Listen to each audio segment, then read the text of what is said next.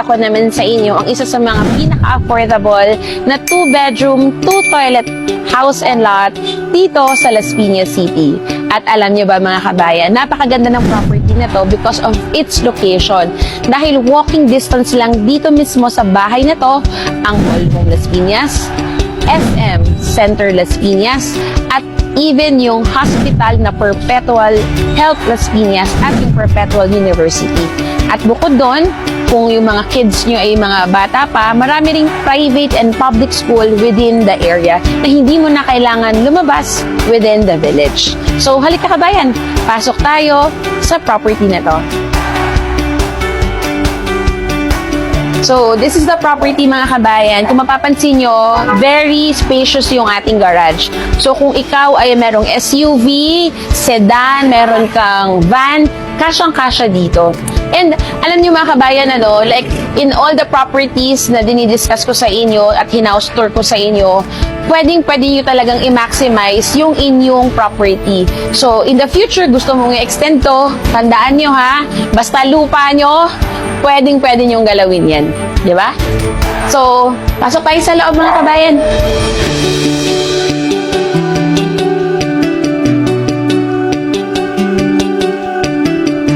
So, this is the property, no? Ganda, di ba? So, pwede mong ilagay dito yung iyong sofa, tapos TV dyan, tapos dahil maganda yung ating window, dahil sliding na malaki, so pwede natin itong i-open para kung gusto mong pumasok yung hangin sa loob ng bahay. So, ito mga kabayan, yung ating stairs, parang siya rin yung nagsisilbing divider between the living area and then the kitchen and the dining area. So, this is the kitchen. Kasama na rin pag tinurn over itong mga cabinets, no? And dito sa likod mga kabayan, so itong area na to, pwedeng dito yung iyong laundry area. And meron tayong isang CR dito sa baba. So dito mga kabayan, naka-fully tiles na siya, no? So pag tinurn over sa'yo itong property mga kabayan, doon ilalagay yung toilet bowl at saka lavatory and the shower. So kumpleto na to pag binigay sa'yo. So akit naman tayo sa second floor.